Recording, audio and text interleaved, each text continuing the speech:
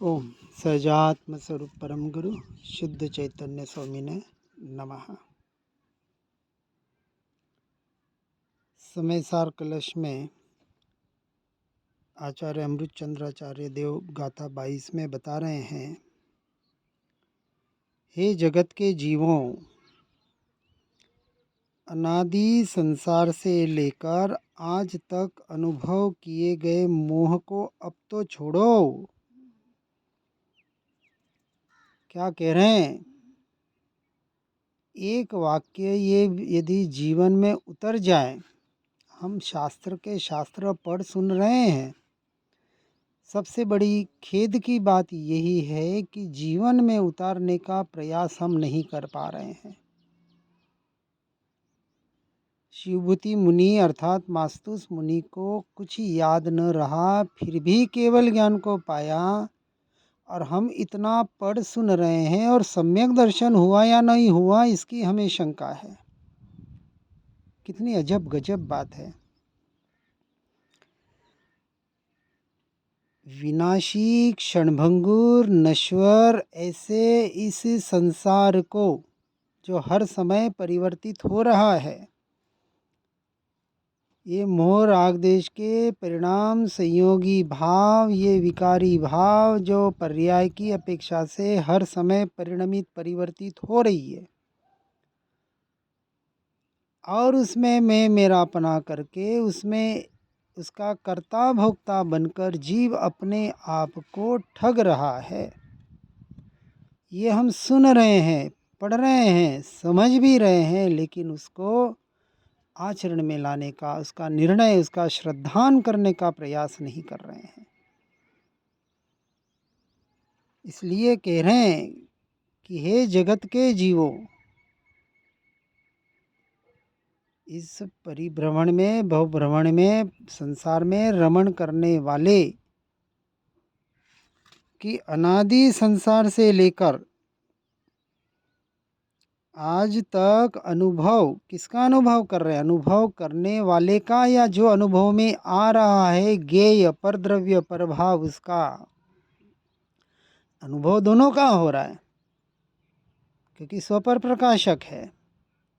लेकिन दृष्टि कहाँ है, ये मुख्य बात है। और यहाँ दृष्टि पर से नहीं हट पा रही है, इसलिए हटाने का आदेश कर रहे हैं, दे रहे हैं। महापुरुषों का उपदेश ही आदेश होता है, लेकिन हम आदेश मान नहीं रहे हैं, उपदेश समझकर उसको हवा में लटका रहे हैं। स्पष्ट कह रहे हैं, इस मोह को अर्थात परद्रव्य प्रभावों में मैं मेरापना, ये मोह अर्थात दर्शन मोह, मिथ्यात्व, अज्ञान दशा, इसको अब तो छोड़ो और रसिक जनों को रुचिकर उदय हुआ जो ज्ञान, उसको आस्वादन करो। पूरा का पूरा प्रयास, पुरुषार्थ कहाँ लगाना है? 24 घंटे, और 24 घंटे संसार में रहकर ज्ञान में रहने का प्रयास करने वाले यदि अपने आप को ज्ञानी मान रहे हैं, हमें तो ज्ञान ज्ञान ज्ञान ज्ञान के सिवाय कुछ पता ही नहीं चलता, हमारी दृष्टि तो ज्ञान पर ही जाती है।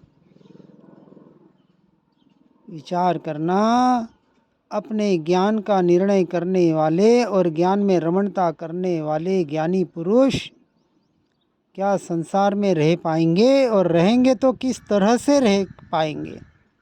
पूरा शास्त्रों में इसका कथन है, और श्रीमद् राजचंद्र जी हमारे सामने उदाहरण है।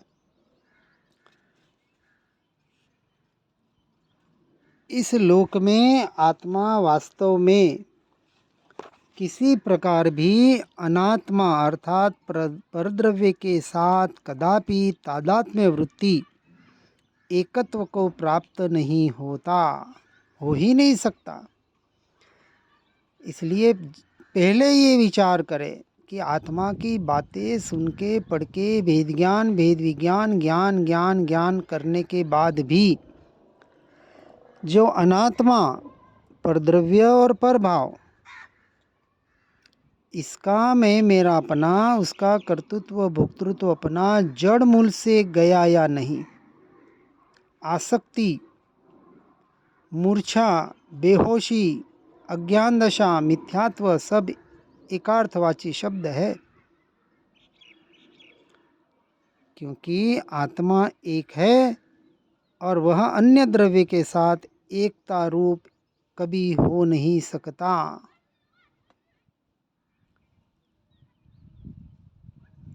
ऐसा लगना और ऐसा यथार्थ श्रद्धान होना, इसमें जमीन आसमान का फर्क है।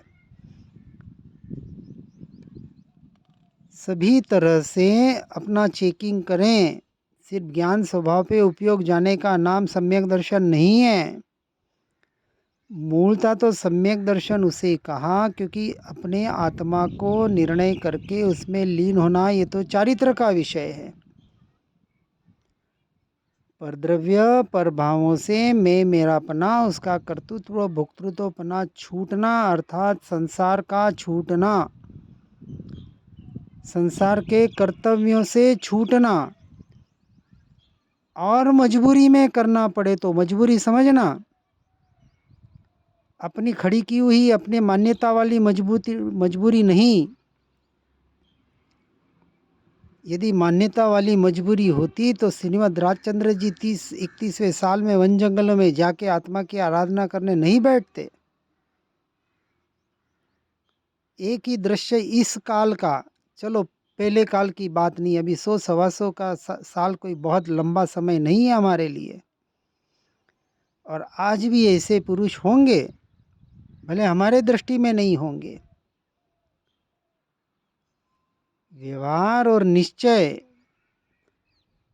ज्ञान ये तो निश्चयाभासी भी करता है। परद्रव्य परभावों का छूटना कितना हुआ, देहाध्यास कितना, ज्ञानी का लक्षण क्या, देह होते जिसकी दशा देहातीत।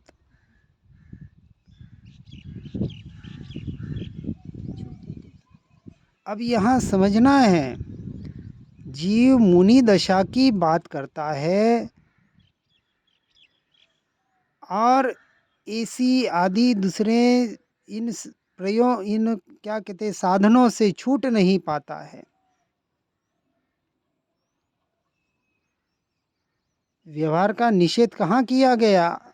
शुष्क ज्ञानी व्यवहार का निषेध जैसे करता है, और इसलिए आज जो उंगलियां उठ रही है निश्चयाभासी के नाम पर, हम क्रियाजड़ कह रहे हैं उन क्रियावादियों को, वही क्रियावादी हमें शुष्क ज्ञानी कह रहे हैं, क्योंकि बाहर व्यवहार कुछ दिख नहीं रहा है। ज्ञान की बड़ी बड़ी बातें कर रहे हैं, छोटा सा रोग आ जाए तो उसके लिए झट से डॉक्टरों के पास चले जाते हैं। क्या ये ज्ञानी के लक्षण है क्या? विचार करना, सहनशीलता है नहीं, शक्ति के होते हुए भी बाहर का व्यवहार का पालन हो नहीं पा रहा है, तो ऐसे जीव शुष्क ज्ञानी ही कहलाएंगे। ऐसे थोड़ी कहा कि चौथे गुणस्थानक का अभ्यास कर लो और सम्यक दर्शन पाके अब संसार में रमो जमो। फिर पांचवा गुणस्थानक किस लिए बताया?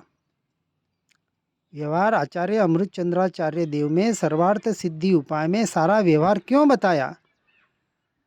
उन्होंने समयसार जी भी बताया, समयसार कलश भी लिखा और सर्वार्थ सिद्ध उपाय भी लिखा। आचार्य कुंदकुंदाचार्य देव ने भी व्यवहार के ग्रंथ लिखे या नहीं? व्यवहार से लिखे तो क्या, उनसे लिखे गए अकर्ता बुद्धि से, अकर्तृत्व बुद्धि से। तो व्यवहार निश्चय का यथार्थ समन्वय नहीं होगा तो आत्मा में एकत्व होना, इसका परद्रव्य मतलब है परद्रव्य प्रभाव से 100% 100% एकत्व टूट जाना। ये चिंतन करना है हमें कि टूटा या नहीं 100%, तो सम्यक दर्शन का अधिकारी कहलाता है। यही बात यहाँ बता रहे हैं क्योंकि आत्मा एक है, ज्ञान मात्र है, अर्थात वह अन्य द्रव्य के साथ एकता रूप है ही नहीं। इसलिए श्रीमद जी को भी कहना पड़ा, मुख से ज्ञान कथे और अंतर छुटा न मोह, वह पामर प्राणी करे मात्र ज्ञानी का द्रोह। आगे गाथा 23 में आचार्य संबोधन करते हैं कि हे भाई, तू किसी प्रकार महाकष्ट से अथवा मर कर भी तत्वों का कौतूहली होकर इन शरीरादिक मूर्त द्रव्य का एक मुहूर्त अर्थात 2 घड़ी पड़ोसी होकर आत्मानुभव कर कि जिससे अपने आत्मा के विलास रूप को सर्व परद्रव्यों से भिन्न देखकर, जानकर, मानकर इन शरीरादि मूर्तिक पुद्गल द्रव्य के साथ एकत्व के मोह को शीघ्र ही छोड़ देगा। 2 बात बता रहे हर जगह, सिर्फ आत्मा में लीनता की बात नहीं कर रहे हैं। आत्मा का निर्णय शरीराधिक मूर्त द्रव्य से एक मुहूर्त अर्थात 2 घड़ी पड़ोसी होकर आत्मानुभव कर, और जिसे आत्मानुभव ऐसा लग रहा है कि हमें तो हो रहा है, हमारे ज्ञान स्वभाव पे उपयोग जा रहा है, बिना प्रयोजन के भी जा रहा है, हम ज्ञान स्वभाव में भी रह रहे हैं, मैं मुझ में ही हूँ ऐसा निर्णय हो गया है। ये तो एक पहलू हुआ। अब यहाँ यही बता रहे हैं कि जिसने आत्मा के विलास रूप को सर्व परद्रव्यों से भिन्न देखकर शरीरादि मूर्तिक पुद्गल द्रव्य के साथ, अब ये मुख्य बात आई पर की अपेक्षा से कि वहाँ का एकत्व, ममत्व, कर्तृत्व, भोक्तृत्वपना छूटाया नहीं। यहाँ तो कह रहे हैं छोड़ देगा, छूटना ही चाहिए, यहाँ ही लगाना, और नहीं छूट पा रहा है। अभी बच्चों की शादियां हो गई, वो अपने पाँव पे खड़े हो गए, और फिर भी आप घर में रह रहे हैं, वानप्रस्थ का भी अभ्यास नहीं कर पा रहे हैं, तो अभी आप इंडिपेंडेंट नहीं हुए हैं, स्वतंत्र नहीं हुए हैं, अभी परतंत्र अर्थात परद्रव्य प्रभावों में ही रचे पचे हैं। सच्चे जिज्ञासु के लक्षण देखना। श्रीमद जी ने आत्मसिद्धि शास्त्र में आत्मार्थी के और मतार्थी के दोनों के लक्षण बताएं। पहले लक्षण बताएं, फिर 6 पद की बात बताई। तो दोनों तरफ से चेकिंग करना है। आत्मा की बातें तो दिन भर सुनने से क्या हो जाएगा, सुनना पढ़ना तो अनंत बार अनंत काल से कितना कर लिया होगा, लेकिन क्या परद्रव्य प्रभावों से छूटना हो गया क्या? अब कहने वाले तो कहते हैं हमें आसक्ति नहीं है। अरे आसक्ति नहीं है, तुम्हारी वहाँ जरूरत भी नहीं है, फिर क्यों वहाँ बैठे हो? दोनों बात है। जरूरत हो, तुम्हारे बगैर वहाँ परिवार में काम न चलता हो और रह रहे हो मजबूरी से, अनासक्त भाव से, तो माना। जरूरत नहीं है, बच्चे अपना अपना काम कर रहे हैं, सभी अपना अपना काम अपनी अपनी योग्यता से कर रहे हैं। कहाँ तुम्हें क्रमबद्ध पर्याय का निर्णय है? निर्णय वाला संसार में रहेगा कैसे? विरक्ति वैराग्य के बगैर मोक्ष का मार्ग नहीं है। संसार में रहकर थोड़ी कहाँ जिंदगी भर संसार में रहो और आत्मा आत्मा करते रहो, ये मोक्ष का मार्ग नहीं है। इसलिए कह रहे हैं कि परद्रव्य प्रभावों से भिन्न अपने आत्मा के शुद्ध स्वरूप का अनुभव करना, अर्थात आगे बता रहे हैं परिशह के आने पर भी जो डिगे नहीं। यहाँ गर्मी लग जाए तो उसका उपाय, सर्दी लग जाए तो उसका उपाय। 22 परिशह मुनि ईश्वरों के होते हैं, बिल्कुल ठीक है। लेकिन क्या पांचवें गुणस्थानक में उसका अभ्यास नहीं होता है? क्या सम्यक दृष्टि उसका अभ्यास करने का अधिकारी नहीं है? अपने फिर भूमिका बढ़ाओगे कब? भूमिका के नाम लेकर उन क्रियाओं से हट जाते हो। विचार करना इसके ऊपर। यहाँ कह रहे हैं कि आत्मा का अनुभव वाला परिचय के आने पर भी डिगता नहीं है, वही वास्तविक घातिया कर्म को नाश करने का अधिकारी है। सम्यक दर्शन ही जिसने लक्ष्य बना दिया, वो मोक्ष का अधिकारी कैसे हो सकता है? 14 गुणस्थानक फिर समझे कहाँ? 1,00,000 मिल गया, अब चुपचाप बैठ जाओ। फिर 1,00,000 के 10,00,000 क्यों करने जाते हो? 10,00,000 के 1,00,000, करोड़ के 10 करोड़ क्यों करने का प्रयास कर रहे हो? संसार में तो बराबर बढ़ाने का प्रयास कर रहे हैं। क्या मोक्ष मार्ग में अपनी दशा को बढ़ाना नहीं है? और जो बढ़ा नहीं पा रहा है, योग्यता होने पर भी, जिसकी योग्यता नहीं है उसकी बात नहीं कर रहे हैं। योग्यता है, अनुकूलता है, शरीर साथ दे रहा है, और जितना ज़्यादा से ज़्यादा हम व्यवहार की अपेक्षा से भी परद्रव्य प्रभावों से छूटकर परिशादी देहाध्यास सहन करके देहाध्यास छोड़ने का अभ्यास नहीं करना, ये कौन से शास्त्र में लिखा है? आगे बढ़ने वाले की बात है। और सम्यक दृष्टि जीव आगे बढ़ने के लक्ष्य से तो सम्यक दर्शन पाता है, मोक्ष के लक्ष्य से सम्यक दर्शन पाता है, परमानेंट आत्मरमणता के लक्ष्य से आत्मा की अनुभूति करता है। आत्मा की मात्र एक समय की अनुभूति सम्यक दर्शन जिसका लक्ष्य है, ये तो ठीक है, पहला पायदान सम्यक दर्शन बताया। इसलिए आत्मानुभव करना, मिथ्यात्व का नाश करके सम्यक दर्शन की प्राप्ति, इतना ही लक्ष्य न रखकर साथ साथ में व्यवहार की अपेक्षा से देहाध्यास छूटने का जितना भी अभ्यास, घर गृहस्थी से छूटने का, वानप्रस्थ का जितना भी अभ्यास, अपने भूमिका के अनुसार, भूमिका तो बढ़ानी पड़ेगी। उसी भूमिका में बैठे रहोगे तो भूमिका कैसे बढ़ पाएगी? हमारी अभी भूमिका का, अभी तो हम ग्रस्त है। अरे फिर 5वें गुणस्थानक में कब प्रवेश करोगे? यदि चौथे का हो गया है ऐसा लग रहा है तो, और लग रहा है उस भी भ्रांति में मत रहना। लगने से काम नहीं होता है, शास्त्रों का यथार्थ अवलोकन करें, व्यवहार और निश्चय दोनों की अपेक्षा से। इसलिए भव्य जीवों, यहाँ महापुरुष हमें पुकार पुकार कर सावचेत कर रहे हैं, सावधान कर रहे हैं। एकांत का पक्ष बिल्कुल नहीं लिया जाता। सम्यक एकांत तो भावलिंगी मुनिराजों के होता है, अंतिम दशा है वो। पहले तो व्यवहार निश्चय की अपने भूमिका के अनुसार, बाहर का व्यवहार, स्वाध्याय सत्संग। और स्वाध्याय सत्संग का अर्थ क्या हुआ? मोह राग द्वेष का छूटना कितना हो रहा है, अर्थात परद्रव्य से मैं मेरा अपना, फिर से कह रहे हैं, जड़ मूल से उखड़ जाना।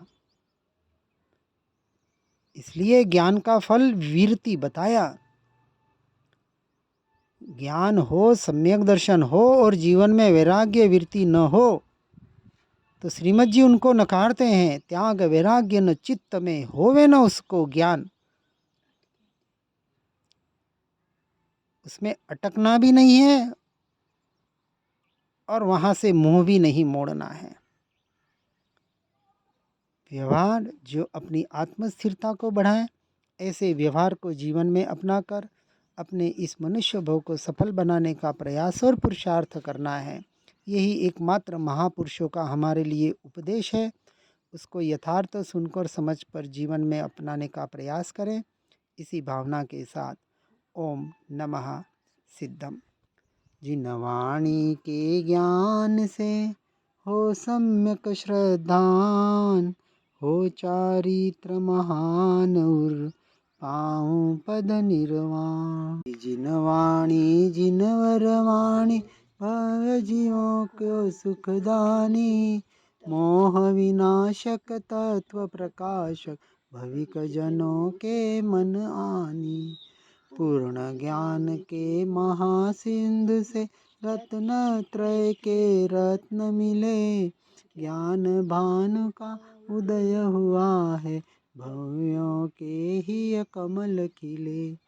मोह मान अज्ञान तिमिर को ज्ञान किरण से दूर किया। सुनय जगाती कुनय भगाती, स्यादवाद का मार्ग दिया। वस्तु स्वरूप यथार्थ बताया, बतलाया निज आत्म राम। धन्य धन्य जिन वाणी माता, शत शत वंदन सतत प्रणाम। शत शत वंदन सतत प्रणाम।